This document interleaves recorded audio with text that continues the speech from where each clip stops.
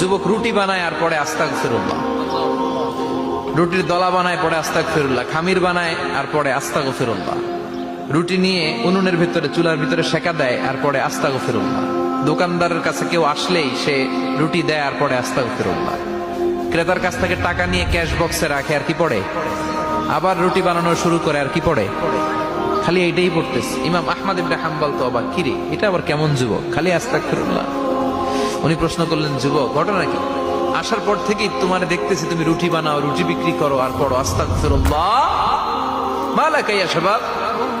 যুবক বলে, আস্তাগফিরুল্লাহ আমার সবচেয়ে বেশি পছন্দের আমল, আমি সব সময় আঠার মতো ইস্তেগফারের সাথে লেগে থাকি আর সব সময় পড়তে থাকি আস্তাগফিরুল্লাহ, আর এর বদৌলতে আল্লাহ আমারে মুস্তাজাবুদ দাওয়া বানিয়ে দিয়েছে।